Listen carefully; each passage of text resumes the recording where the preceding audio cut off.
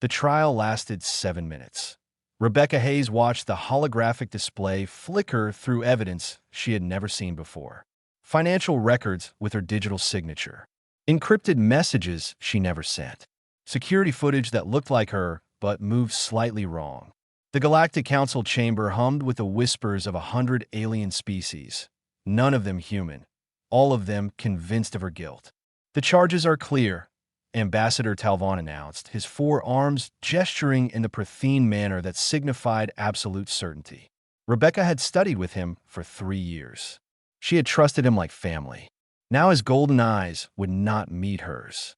Rebecca Hayes, human xenolinguist, stands accused of espionage, data theft, and conspiracy to undermine Council humanitarian operations across 12 frontier systems. Rebecca tried to speak, but her voice translator had been disabled. She could only listen as Talvon detailed crimes she had never committed. The truth burned in her chest like swallowed fire. She had discovered the real crime. Council-aid ships were not delivering food and medicine to struggling colonies.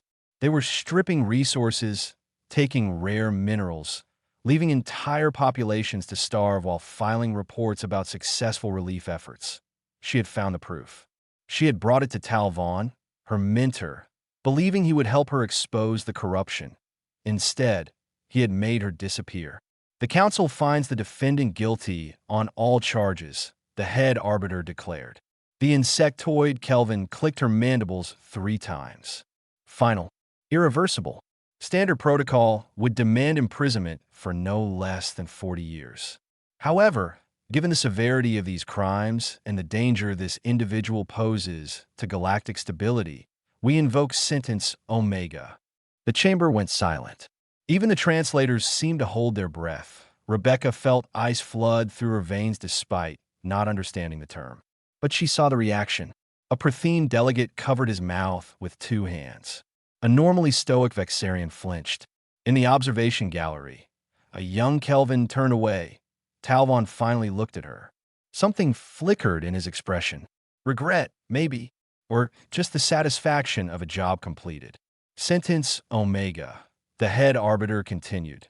Dictates that the condemned shall be transferred immediately to Tartos Prime, to the Dragon's Abyss, where they will be placed in the containment of the entity known as Ashkeeper. May their sacrifice serve as warning to others who would betray the council's trust. Rebecca's legs gave out. Guards caught her before she hit the floor. Dragon's Abyss. She had heard stories, whispers among xenolinguists about the last place the council sent people they wanted erased from history. A prison so absolute that no one ever returned. A miles-deep chasm on a dead moon where they kept something the galaxy feared so much that even speaking its name was considered dangerous. The guards dragged her from the chamber. Rebecca tried to scream, to fight, to make them listen. But her translator stayed dark and her voice echoed meaningless in the corridor. 3 hours later, she stood at the edge of the abyss. Tartos Prime had no atmosphere worth breathing. The prison facility clung to the surface like a metal tumor, and the abyss itself gaped before her like a wound in the moon's crust. She could see maybe 50 feet down before the darkness became absolute. Heat shimmered up from the depths, warping the air, carrying a smell like burning stone. Regulations require I inform you of your sentence details, the warden said. He was human, which somehow made it worse. His voice was tired, practiced. He had done this before. You are being placed in proximity to a Class X extinction entity, designation Ashkeeper, last surviving member of the Drachner species. Council records indicate Drachner are responsible for the destruction of 17 inhabited worlds before their successful containment 300 years ago. The entity below has killed every living thing placed in the abyss. Your survival time is estimated at 4 minutes. Do you have any final words? Rebecca's translator had been reactivated, but her mouth was too dry to speak. 17 worlds. A creature that had killed for 3 centuries. She was going to die. Not in a trial. Not given a chance to prove her innocence, but fed to a monster as an executioner's convenience. The warden nodded to the guards. They grabbed her arms. Wait, Rebecca finally croaked. Why?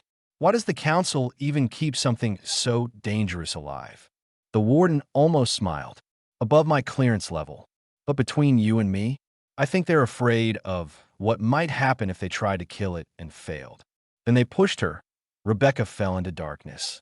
Wind screamed past her ears. Heat built with every second, growing from warm to hot to scalding. She tumbled through empty air, unable to orient, unable to think beyond the primal terror of falling and the certainty of impact. Something glowed below. Orange light, pulsing like a heartbeat. Getting closer. Growing brighter. She hit something but not stone. The surface gave slightly, warm and scaled and moving. Rebecca gasped, rolling, scrabbling for purchase on whatever she had landed on. Her hands found grooves between massive plates of what felt like volcanic glass. The surface beneath her shifted, rose, tilted. A sound filled the abyss, part thunder, part landslide, part something else entirely that her translator could not process. It resonated in her bones, made her teeth ache, triggered instincts older than language that screamed at her to run. Point two eyes opened in the darkness ahead, each one larger than her entire body. They burned with inner fire, orange and gold and red, illuminating the cavern around them. Rebecca found herself staring at a dragon the size of a spacecraft. Ashkeeper regarded her with ancient intelligence. Steam rose from his nostrils. His scales caught the light from his own eyes, creating patterns of shadow and flame across a body that seemed carved from cooling lava. Interesting, the dragon said, though Rebecca's translator provided no words, only tone and intent. They usually send me the screaming ones, or the ones already broken. You are different. You are curious. Rebecca's voice shook, but she managed to speak. Can you understand me? The dragon's laugh was an avalanche. Little spark. I speak 700 languages. Yours is among the simplest. The question is whether you can understand me. He leaned closer. Heat washed over Rebecca like standing too close to a furnace. She should have been terrified. She was. But underneath the fear, something else stirred. The same instinct that had made her a linguist. The need to understand, to communicate, to find meaning across impossible divides. Teach me, Rebecca whispered. The dragon's eyes brightened. For the first time in 300 years, Ashkeeper smiled. Rebecca woke to the sound of breathing that moved like continents shifting. She lay on a ledge carved from black stone, smooth as glass and warm to the touch. The cavern around her glowed with bioluminescent fungi that painted everything in shades of blue and green. Somewhere water dripped in a steady rhythm. But the heat came from Ashkeeper himself, coiled in the center of the vast underground space like a living mountain. His eyes tracked her as she sat up. They never blinked. You slept for 16 hours, Ashkeeper said, the words arriving in Rebecca's mind more as concept than sound. I was uncertain whether your species required more or less rest than others. The last human they sent me died, screaming within minutes. Not particularly informative. Rebecca's throat felt like sandpaper. She tried to speak, but managed only a croak. Without a word, Ashkeeper gestured with one massive claw toward a pool of water near the cavern wall. Rebecca stumbled to it, cupped the cool liquid in her hands, and drank deeply. It tasted mineral-rich but clean. When she turned back, the dragon had not moved, but his head had tilted slightly, a gesture she was learning to read as curiosity. Why did you not kill me? Rebecca asked. Why did you ask me to teach you? Ashkeeper countered. Rebecca considered the question. The honest answer felt dangerous, but lies seemed more so. Because I have spent my entire life believing that communication solves problems. That if different beings can truly understand each other, they can find peace. I became a xenolinguist because I watched my parents die in a mining accident caused by a simple miscommunication between human engineers and Kelvin contractors. 53 people dead because no one took the time to really understand what the other was saying. Ashkeeper's eyes brightened, flames dancing in their depths. You speak truth. I can taste it in your words. Very well. I will teach you, little spark. But know this. My language is not like yours. It is not only sound. It is heat, gesture, the movement of wing and tail, the pattern of flame. Your kind calls it fire speech. though that captures only the smallest fragment of what it truly is. I will learn, Rebecca said. The dragon laughed, and the cavern trembled. You say this now. You do not understand what you promise. But I appreciate your determination. We begin with the simplest phrase. Watch. Ashkeeper opened his mouth slightly. A small flame flickered between his teeth, orange at the core, yellow at the edges, pulsing in a specific rhythm. At the same time, he rumbled deep in his chest, a sound that Rebecca felt more than heard. His left wing lifted and lowered in a sweeping motion. This means I am here, he explained. The foundation of all Drakner greeting. The flame shows intent, peaceful and warm rather than aggressive. The sound carries resonance, identifying me as individual. The wing movement indicates openness, no threat concealed. 3 elements working as one. Now you try. Rebecca felt foolish. She obviously could not breathe fire or move wings she did not have. But she tried anyway, making the rumbling sound in her throat and lifting her arm in what she hoped approximated the wing gesture. Ashkeeper made a sound like grinding stone. It took Rebecca a moment to realize he was laughing. Terrible, he said cheerfully. You sound like you're choking, and that arm movement suggests you're about to attack. But for a first attempt by a species not built for this language, better than expected. Again, they worked for hours. Rebecca learned that Drakner fire speech contained layers of meaning that human language struggled to capture. A single phrase could carry emotional context, historical reference, and future intention all at once. The temperature of flame indicated sincerity. The rhythm showed urgency or calm. Even silence between sounds held meaning. Her throat grew raw from attempting the rumbling vocalizations. Her arms ached from gesture practice. But slowly, painfully, she began to grasp the basics. Why are you really here? Ashkeeper asked during a brief rest. The Council does not send xenolinguists to the abyss for simple espionage. What did you discover that frightened them so badly? Rebecca explained. The aid ships, the resource theft, the falsified reports. Entire colonies left to die while Council officials grew rich. Her voice shook with anger as she described bringing the evidence to Talvon. Trusting him to help her expose the truth, Ashkeeper listened in absolute silence. When she finished, he was quiet for a long moment. The Council has always been corrupt, he finally said. They imprison me here not for destroying worlds, but for refusing to let them harvest Drakner eggs for their weapons programs. We said no, so they declared us monsters, killed my people, and rewrote history to justify genocide. The 17 worlds they claim we destroyed were Drakner colonies. We did not destroy them. The Council did, to hide evidence of what they had done. Rebecca felt cold despite the heat. But everyone believes you are monsters. Every species, every historical record, they all say the same thing. Because the Council controls what is taught, Ashkeeper said. They're very good at making truth disappear. You discovered this yourself. But now you understand why I did not kill you, little spark. You're like me.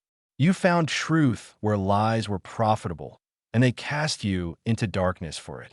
The flame memories, Rebecca said suddenly, remembering fragments from her xenolinguistic studies. Drakner keep history in flame memories, passed down through generations. Do you still have them? Ashkeeper's eyes blazed brighter. You know of this? Yes. I carry the memories of my entire people. Every story, every philosophy, every moment of beauty and sorrow from 3 million years of civilization. I am the last library of my kind, and when I die, all of it dies with me. Then teach me, Rebecca said. Not just the language. Everything. If I can learn it, I can carry it out of this abyss. I can tell the galaxy what really happened. I can make sure your people are not forgotten. You would burn to ash before you learned even a fraction, Ashkeeper warned. The flame memories are not gentle. They require your body to change, to adapt, to become something that can hold fire without being consumed. The process is agonizing. Many Drakner died attempting it in their youth. You're not Drakner. You're soft flesh and fragile bone. It would likely kill you. Rebecca met his burning gaze without flinching. I am already dead according to Council records. They threw me away. So I have nothing to lose and everything to prove. Teach me how to survive the bonding. Teach me to carry your truth. Ashkeeper studied her for a long time. Finally, he lowered his massive head until his snout was inches from her face. Heat radiated from him in waves. Rebecca's skin prickled, but she held her ground. You are either the bravest human I have met, Ashkeeper said quietly, or the most foolish. Perhaps both. Very well. We begin tomorrow. Rest tonight. Eat from the supplies in that alcove. They send me food to keep me alive, though I suspect they would prefer me starved. Tomorrow, I will teach you what it means to speak in fire. And if you survive, perhaps you will become something the galaxy has never seen before. That night, Rebecca lay on her stone ledge and watched the bioluminescent patterns shift across the cavern ceiling. Her body ached. Her mind reeled with new concepts that human language could barely contain. But for the first time since her arrest, she felt something other than despair. She felt purpose. 3 weeks had passed in the abyss. Though Rebecca had lost precise track of time without sun or stars, she could now speak basic fire speech without conscious thought. Her hands moved in the winged gesture patterns while she hummed the throat sounds and visualized the flame temperatures that would complete each phrase. Ashkeeper had been right. The language was impossible for humans. But apparently nobody had explained that to her body, which kept adapting anyway. She noticed the changes gradually. Her skin no longer blistered when she stood too close to Ashkeeper's heat. She needed less water, less food. She spent hours sitting in the hot pools near the lava vents, finding them comfortable rather than scalding. Her eyes had started to ache, a persistent burning sensation that made everything seem slightly too bright. Your body is preparing, Ashkeeper explained when she mentioned the symptoms. Humans are adaptable, more than any species I have encountered. You are already becoming something other than what you were. But this is only the surface. The sovereign bond goes deeper, into the core of what you are. What exactly is the sovereign bond? Rebecca asked. She had learned the phrase in fire speech, had felt its weight and significance, but still did not fully understand. Ashkeeper settled his massive bulk into a more comfortable position. Among my people, it was the highest honor, a bond between dragon and companion that allowed both to share strength, knowledge, and essence. It was how we passed flame memories to those not born Drachner, how we brought other species into our philosophical traditions. But was also dangerous. The companion must accept dragon fire directly into their body and hold it there without resistance. Natural instinct screams to reject the flame. If you flinch, if you fight it, if your mind tries to protect itself, the fire will consume you from within. How do I not fight it? Rebecca asked. That is the test, Ashkeeper said simply. You must want to change more than you fear the pain. You must trust me completely, and you must be willing to become something neither fully human nor Drachner, but something new, something that has not existed in this galaxy for a very long time. Rebecca thought about this for a long while. She thought about her parents, crushed in a mind collapse that should never have happened. She thought about the colonies dying while council ships stripped their resources. She thought about Talvin's betrayal and the casual cruelty of a trial that lasted 7 minutes. She thought about truth buried so deep that entire civilizations could be erased from history. I am ready, she said. Ashkeeper's eyes blazed. No, you are not, but you will never be truly ready. That is the nature of transformation. We begin now, before you have time to reconsider. Sit before me. Cross your legs. Open your hands. And whatever happens, do not look away. Rebecca positioned herself on the stone floor. Her heart hammered against her ribs. Ashkeeper lowered his head until his snout was directly in front of her face. This close, she could see the incredible detail of his scales, each one a masterwork of natural armor, glowing from internal heat. I will breathe flame into you, Ashkeeper said. It will hurt worse than anything you have ever experienced. Your body will scream. Your mind will beg you to flee. You must remain still and accept it. If you can hold the flame for 1 full minute, the bond will begin. Do you understand? Yes, Rebecca whispered. Then we begin. Forgive me for what I am about to do. Ashkeeper opened his mouth. Light built in his throat, orange shading to white-hot at the center. Rebecca saw the flame coming, had one instant to prepare, and then fire poured in her that it felt like swallowing the sun. Every nerve in her body ignited at once. Rebecca's back arched involuntarily. Her hands clenched into fists. The flame traveled down her throat, spread through her chest, filled her lungs with heat that should have turned them to ash. Her vision went white, then red, then colors that had no names. She tried to scream, but the fire filled her mouth, her nose, her ears. Every cell in her body fought the intrusion. Her immune system went into total war, trying desperately to destroy the foreign essence. Her muscles spasmed. Her bones felt like they were melting and reforming. Somewhere very far away, she could hear Ashkeeper's voice, steady and calm, speaking in fire speech phrases of encouragement and strength. The pain crescendoed. Rebecca felt herself fragmenting, her sense of self dissolving in the heat. She was dying. She had to be dying. Nothing could survive this. She had been arrogant to think otherwise, but through the agony, she felt something else. Memories that were not her own, flooding into her awareness. She saw Drachner civilization at its height, cities of flowing lava and crystallized flame where philosophy and art reached heights humanity had not yet imagined. She felt the joy of flight, of conversations that lasted decades, of ideas too complex for human language to capture. She experienced the horror of council ships arriving, the betrayal, the slaughter. She lived through Ashkeeper's 300 years of imprisonment, the loneliness, the rage, the slow acceptance, the hope that maybe, someday, someone would listen, and Ashkeeper experienced her memories in return. Her childhood laughter, her parents' love, the grief that had shaped her, human music and mathematics, and the weird beauty of short lives lived intensely. He felt her determination, her compassion, her stubborn refusal to give up even when common sense demanded surrender. Their minds touched across the bridge of flame, and understanding flowed both ways that Rebecca's body stopped fighting. She stopped trying to survive and instead opened herself to the transformation. The pain did not lessen, but her relationship to it changed. She accepted it as the price of change, welcomed it as proof that something fundamental was happening. The fire began to settle. Instead of raging through her, it found places to root. Her cells restructured around it, learning to metabolize heat the way they once metabolized oxygen. Her DNA rewrote itself in patterns that would have looked like gibberish to human scientists. Organs she had never needed before formed from the flame, small and nestled near her heart, designed to store and regulate thermal energy. Time lost meaning. Seconds stretched to hours. Hours compressed to instants. Rebecca existed in the fire as the fire with the fire.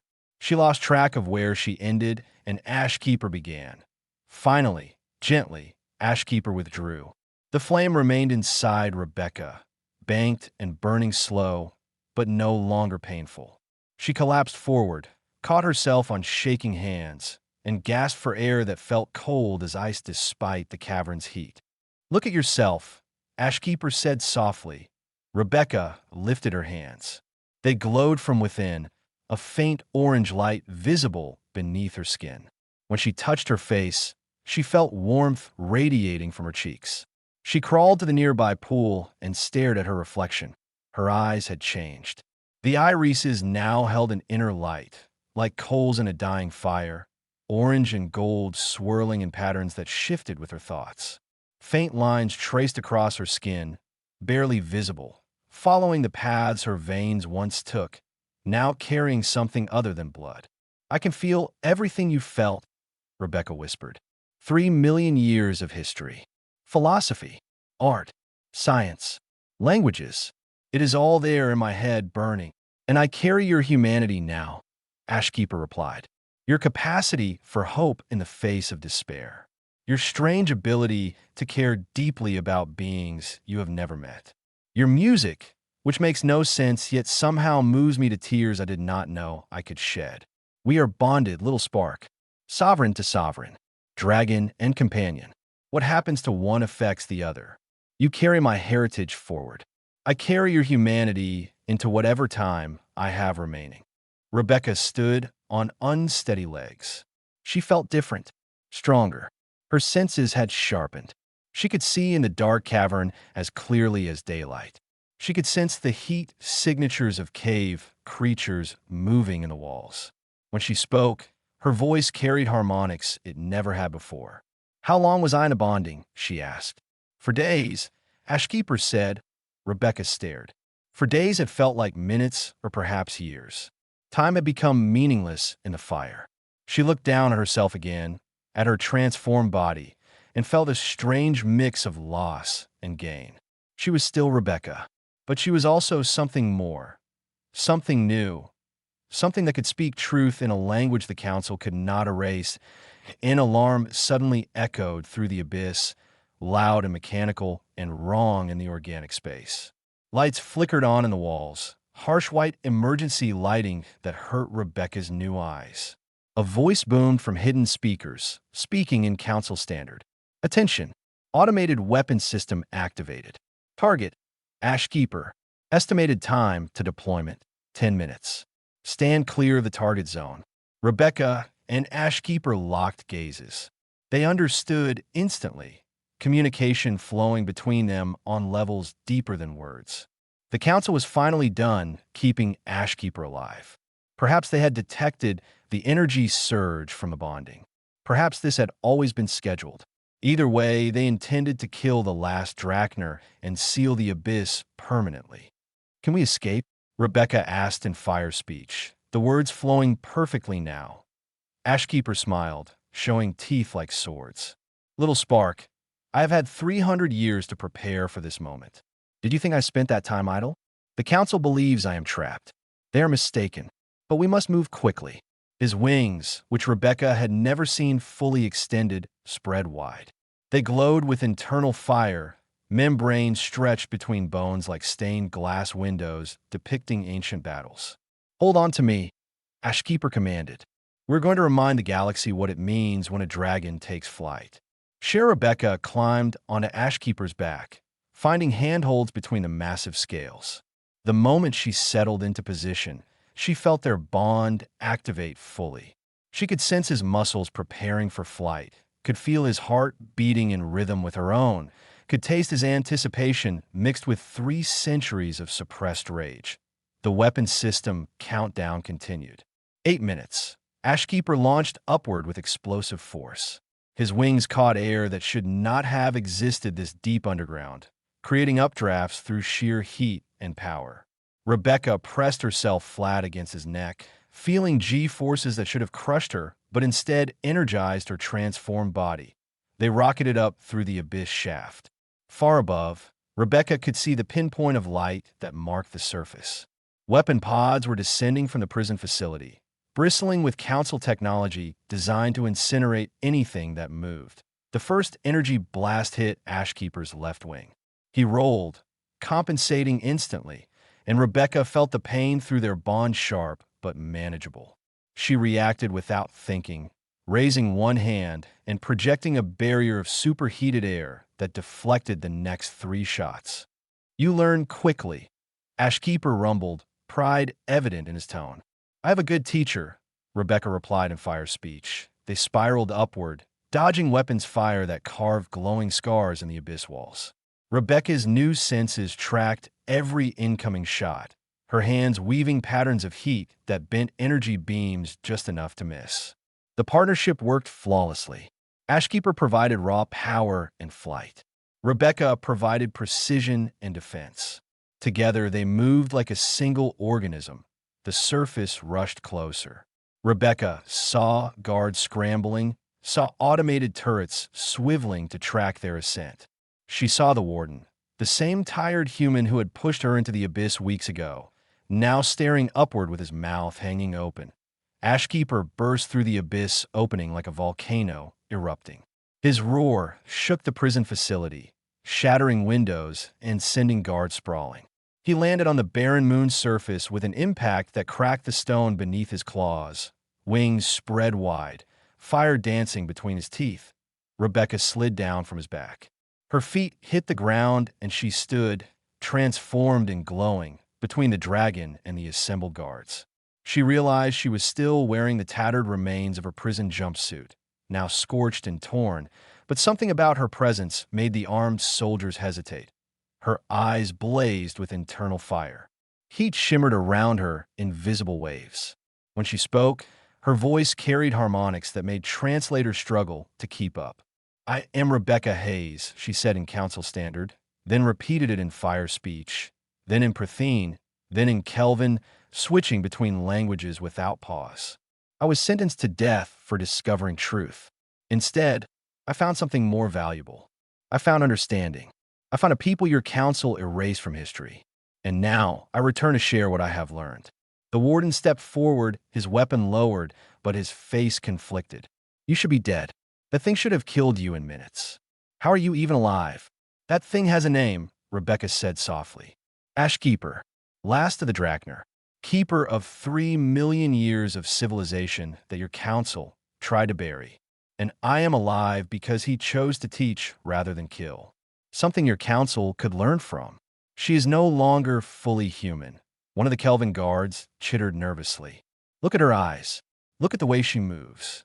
She has been contaminated." "Transformed," Rebecca corrected. "There is a difference. I carry memories now. Histories. I know what really happened to the 17 worlds the Council claims Ashkeeper destroyed. They were Drachner colonies. The Council obliterated them to hide evidence of illegal egg harvesting for weapons programs. Would you like me to show you the proof?" She reached into the Fire Speech knowledge burning in her mind and projected a flame memory into the air between them. It hung there like a hologram made of orange light, showing Council warships bombarding peaceful settlements, showing Drachner families fleeing, showing the systematic genocide of an entire species. The guards recoiled. Several lowered their weapons entirely. "This is illegal projection of classified information," the warden said, but his voice lacked conviction. "Truth is not classified," Rebecca replied. "I demand audience with the High Council. I am broadcasting this message to every ship in Tartho's orbit right now. If you try to silence me, you only prove my point." She had no idea if she could actually broadcast anything, but her bond with Ashkeeper provided abilities she was still discovering. She focused, drawing on the thermal energy around her, and pushed her voice outward. Every communication device in the prison facility suddenly activated, carrying her words. "My name is Rebecca Hayes. I was thrown into the Dragon's Abyss for discovering Council corruption. Instead of dying, I learned the truth about the Drachner genocide. I carry their memories now, their history, their proof of Council war crimes. I request formal audience with the High Council to present evidence. If they refuse, the galaxy will know they fear truth more than they value justice." Across Tartho's orbit, aboard 17 different Council ships, her message played. Aboard the flagship Infinite Reach, Ambassador Talvon listened to Rebecca's voice and felt ice flood his 4 hearts. Within the prison facility, chaos erupted. Some guards moved to arrest Rebecca. Others argued they should hear her out. The warden stood frozen, clearly receiving contradictory orders through his communication implant. Ashkeeper shifted position, placing himself protectively near Rebecca. He spoke in Fire Speech, knowing her bond would translate. "I have waited 300 years for this moment," he said. "I will wait a bit longer for the Council to respond, but not much longer. Tell them that if they attempt violence, I will defend my sovereign companion. And I have not forgotten how to make worlds burn when necessary." The threat hung in the air. Rebecca touched Ashkeeper's scaled foreleg gently. "We do not want to make threats," she said softly in Fire Speech.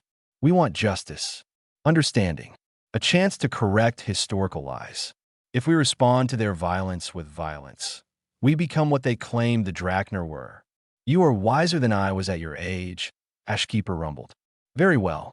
We give them time to choose correctly." A new voice crackled through the facility speakers. It was measured, ancient, carrying the weight of absolute authority. "The head arbiter of the Galactic Council. This is most irregular," she said. Rebecca Hayes was lawfully sentenced and is considered legally dead. However, given the unprecedented nature of her survival and the potential ramifications of her claims, the High Council will grant audience in 3 days. You will be transported under guard to Council Central Station. The entity Ashkeeper will remain on Tardos. No, Rebecca and Ashkeeper said simultaneously, their voices overlapping in perfect harmony. We are bonded, Rebecca continued. Sovereign to sovereign. What happens to one affects the other. Where I go, he goes. This is not negotiable. Long silence. Rebecca could imagine the frantic discussions happening across light years of space. A human who could speak fire speech. A dragon who had bonded with his supposed victim. Claims of genocide and cover-ups. Everything the Council had carefully controlled for centuries was threatening to unravel. Very well, the head arbiter finally said. Both of you will be transported. But understand this. The Council is granting you 3 days to prepare your case. If your evidence proves false, if this is some elaborate deception, the consequences will be severe for both of you. I understand, Rebecca said, and I promise you this. What I will show the Council will change everything they think they know about the Drachner. About justice. About the very foundation of galactic law. 3 days is barely enough time to prepare, but it will have to do. The transmission ended.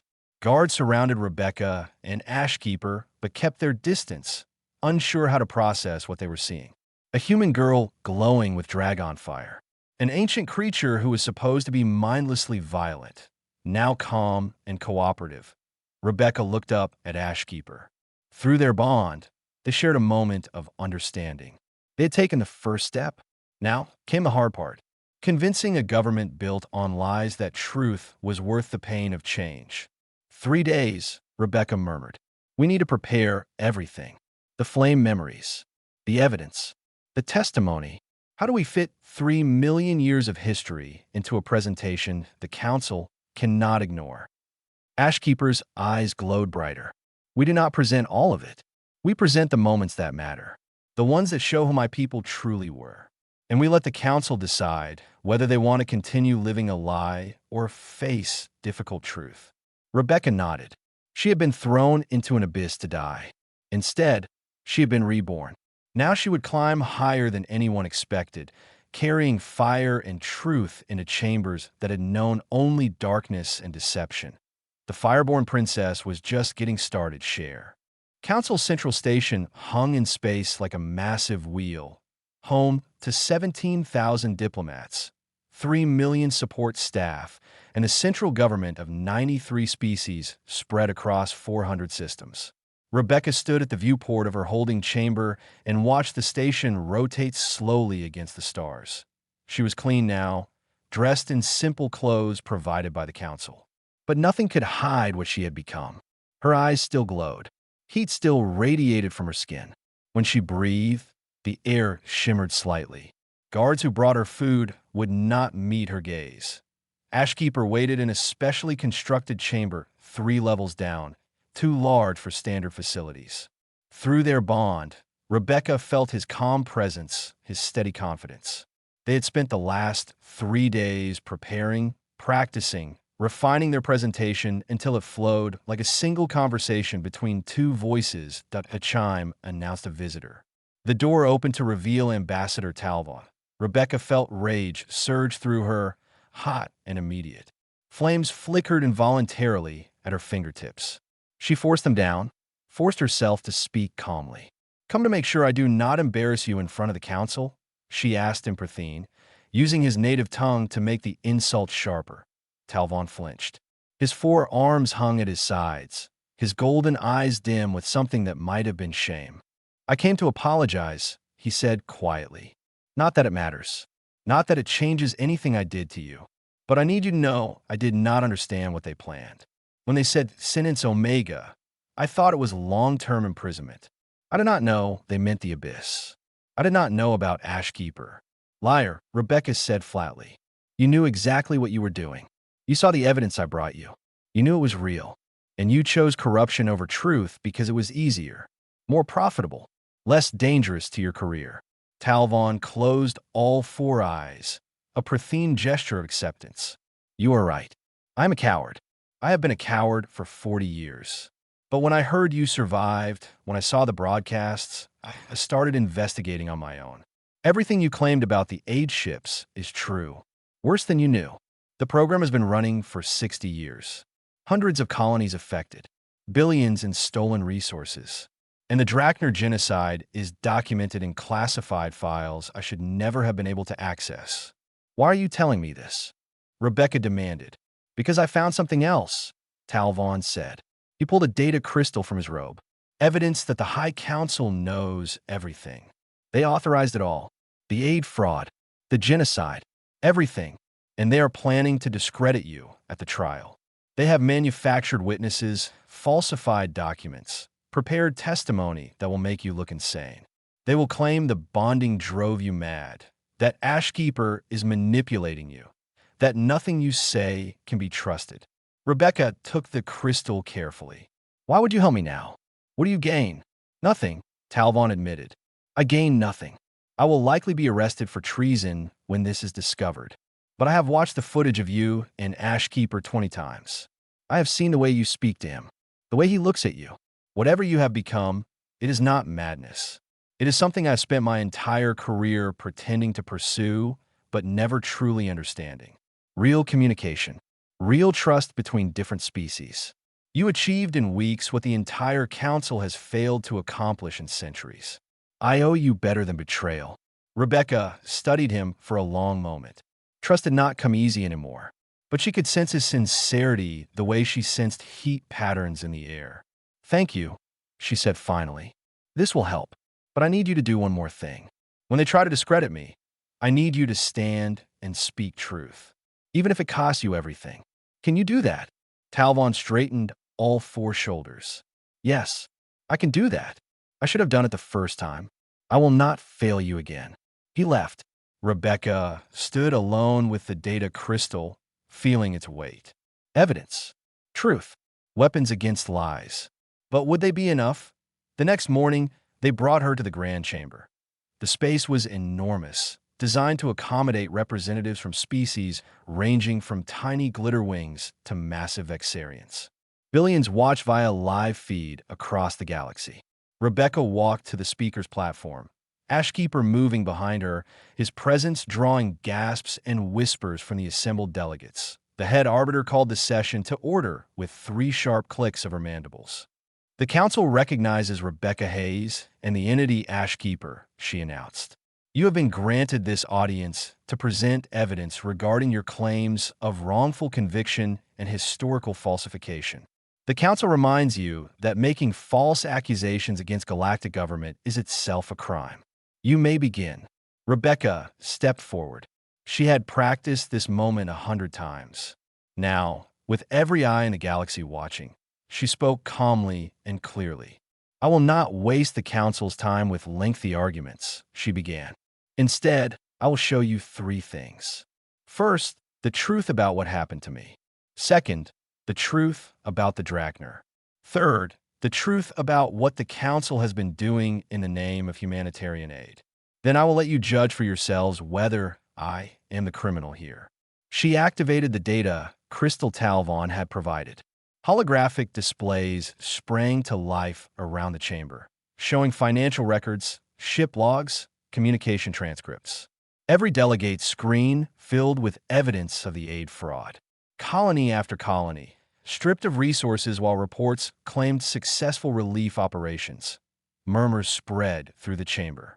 Several delegates stood, demanding explanations. The head arbiter called for order. These documents are classified, she said. How did you obtain them? A friend who found his conscience, Rebecca replied.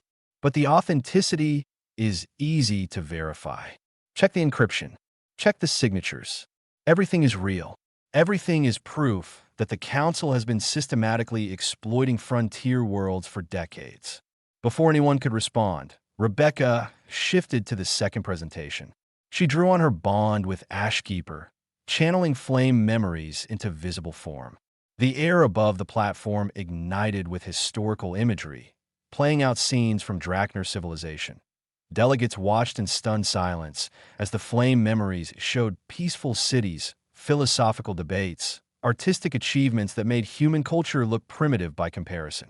Then the memories shifted to council ships arriving, to the demands for eggs, to the Drachner refusal, to the brutal response. The 17 worlds the council claims Ashkeeper destroyed were Drachner colonies, Rebecca said, her voice steady despite the emotion flooding through her. The council destroyed them to hide evidence of their crimes. They hunted the Drachner to extinction, almost to extinction. Ashkeeper survived only because they wanted one specimen alive to study, to torture, to keep as a trophy of their victory over a species that dared to say no to them. Ashkeeper spoke then, his voice resonating through the chamber in fire speech. Rebecca translated, their words flowing together seamlessly. I've been imprisoned for 3 centuries, Ashkeeper said. 300 years alone in darkness, blamed for crimes I did not commit, while the galaxy forgot my people ever existed. Rebecca Hayes came to me as an execution. Instead, she chose to understand. She learned my language. She accepted the sovereign bond. She carries 3 million years of my people's heritage now, preserved when it should have been lost forever. If this is madness, then let the galaxy be mad. If this is manipulation, then let manipulation produce truth instead of lies. The chamber erupted. Delegates shouted questions, accusations, demands for verification. Some called for Rebecca's immediate arrest. Others demanded investigation. A few sat in stunned silence, clearly wrestling with information that challenged everything they believed. A junior council member stood, a Kelvin named Raish. Rebecca recognized him from her research, a reformer who had been advocating for transparency. I corroborate these claims, Raish announced. I have been investigating council corruption for 5 years. Everything Rebecca Hayes presents matches my own findings. The aid fraud is real. The Drachner genocide is real. The cover-up is real. And if we do not address this now, we prove that the council values power over justice. Other voices joined his. A coalition forming in real time, species who had suspected corruption but lacked proof, now seeing their suspicions confirmed. The chamber divided before Rebecca's eyes, some delegates defending the council, others demanding accountability. Talvon stood. His 4 arms trembled slightly, but his voice was clear. I was the one who falsified evidence against Rebecca Hayes, he said. I betrayed her trust because I was ordered to silence her. I sentenced an innocent person to death because it was convenient for those in power. I am guilty of everything she accuses me of, and I will accept whatever punishment the council deems appropriate. But first, the council must acknowledge its own guilt. Chaos. Complete and total chaos. The head arbiter called for order repeatedly, her mandibles clicking frantically. Security moved to arrest Talvon. Delegates argued in a dozen languages simultaneously. Rebecca stood calmly in the center of the storm, Ashkeeper beside her, and waited for the moment to speak again. She knew this was just the beginning. The council would not fall in a single session, but cracks had appeared in the foundation. Truth had been spoken in a place built on lies. She caught Ashkeeper's eye through their bond.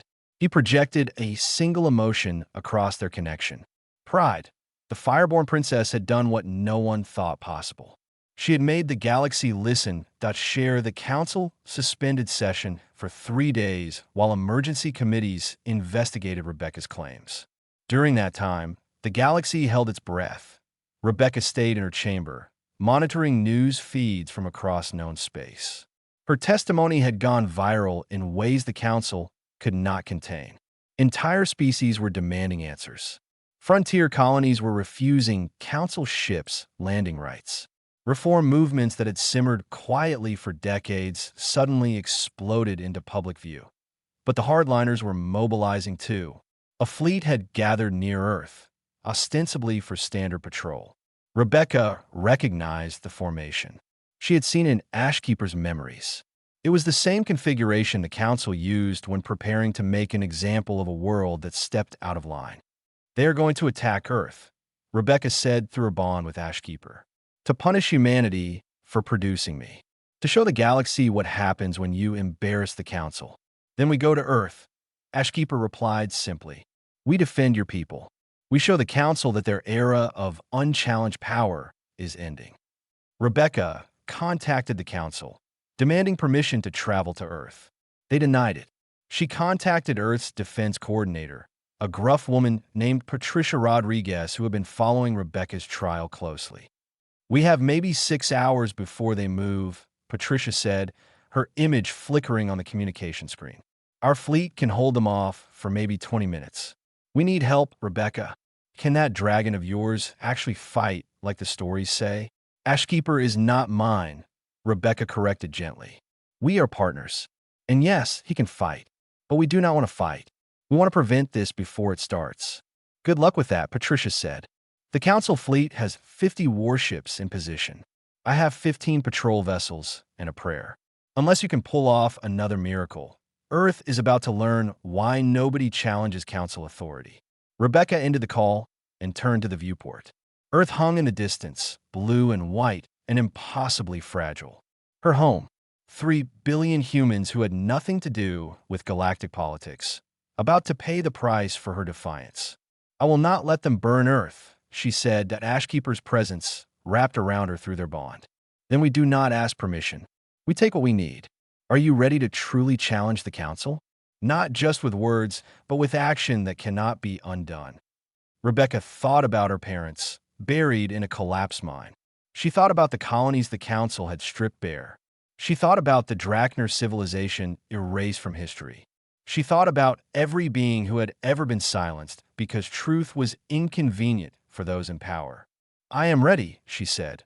They left Council Central Station through the docking bay, ignoring the guards who shouted for them to stop.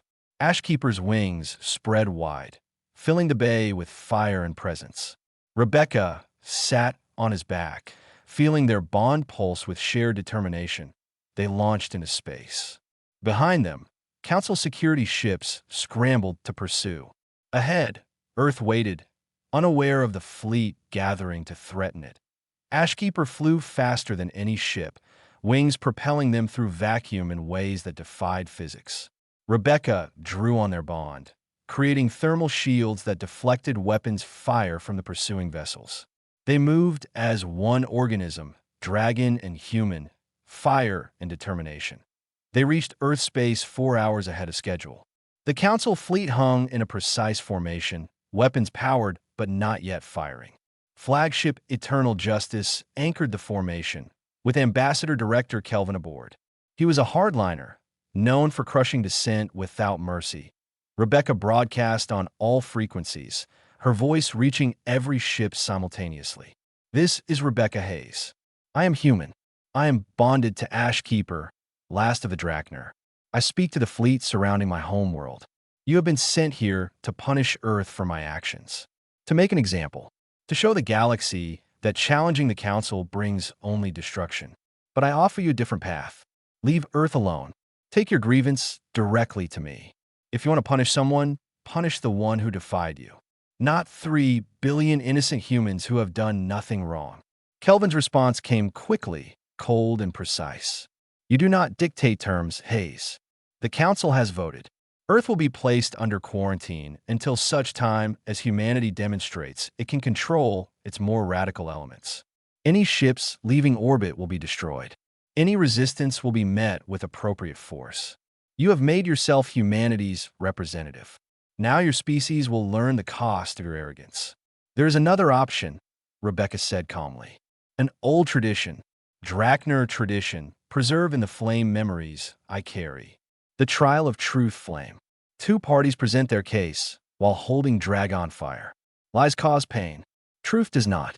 You claim I'm a liar, manipulated, insane. I claim the Council is corrupt, built on genocide and deception. Let's settle this directly. You and me.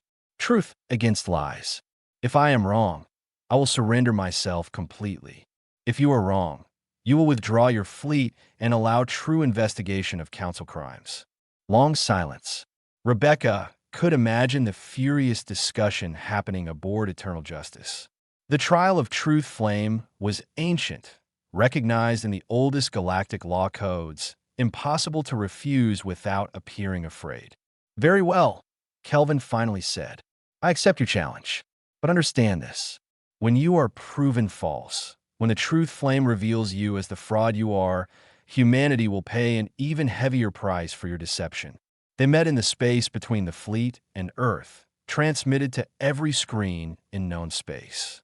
Billions watched as Rebecca and Kelvin floated in zero gravity, held in position by their respective ships' tractor beams. Ashkeeper hovered nearby, his presence a reminder of what was at stake. The ritual was simple. Ashkeeper breathed a controlled flame that split into two streams, one flowing to Rebecca, one to Kelvin.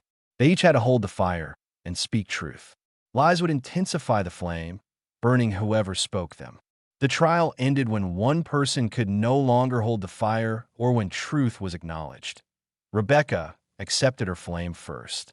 It settled into her hands like coming home, warm and comfortable and right. Kelvin took his flame with visible reluctance, clearly doubting this ancient ritual held any real power. "State your case," Ashkeeper rumbled, his voice carrying across every channel. Rebecca spoke first. "I was wrongfully convicted of espionage. I discovered council corruption. The aid program is a front for resource theft. The Drachner were not monsters, but victims of genocide. Everything I have said is true." The flame in her hands remained steady, warm, unchanged. Kelvin sneered.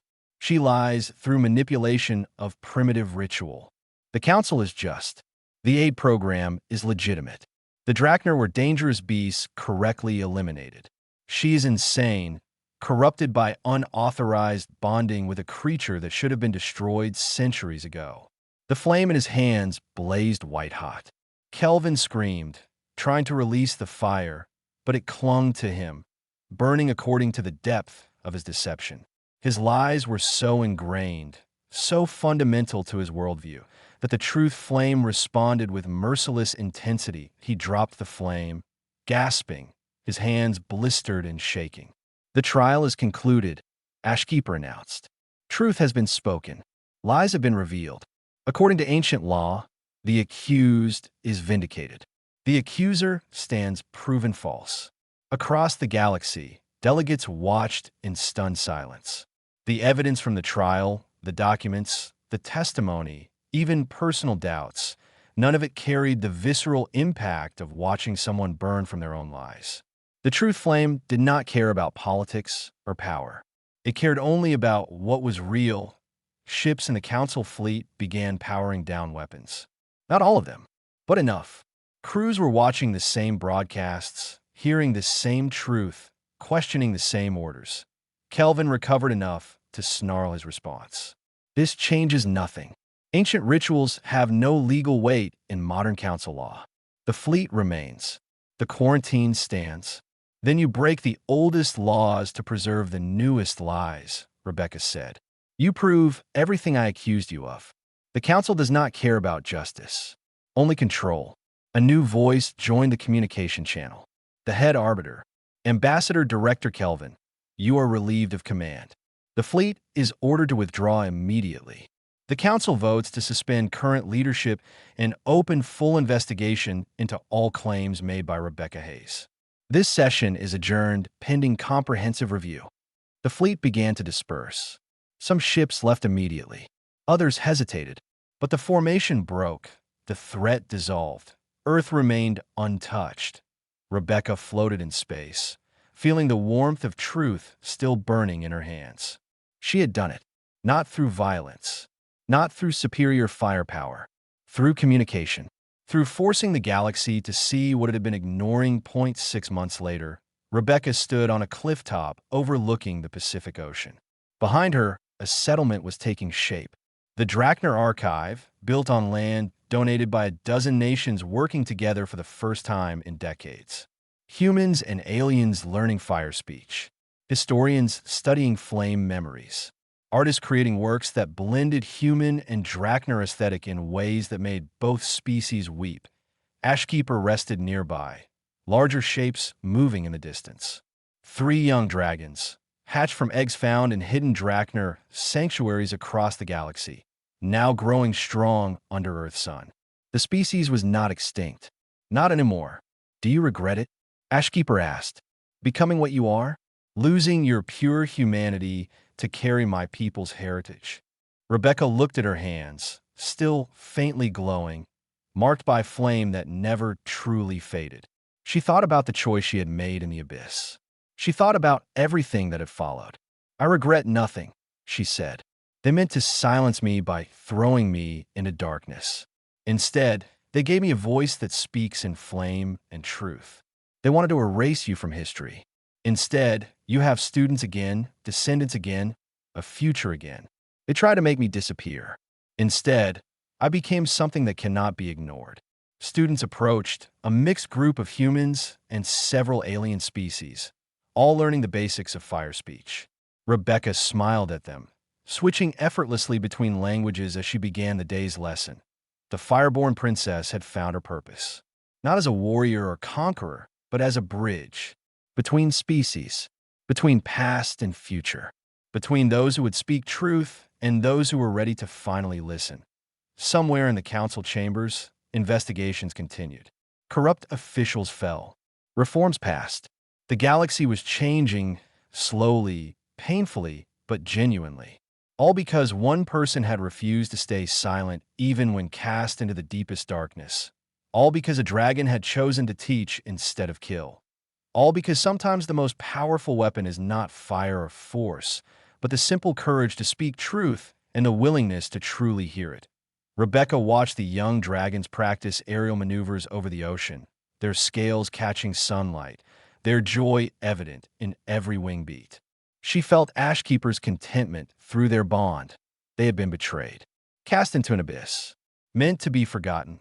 Instead, they had returned carrying fire that would burn away lies and illuminate truth for generations to come. The story was far from over. But this chapter at least had a proper ending, Cher.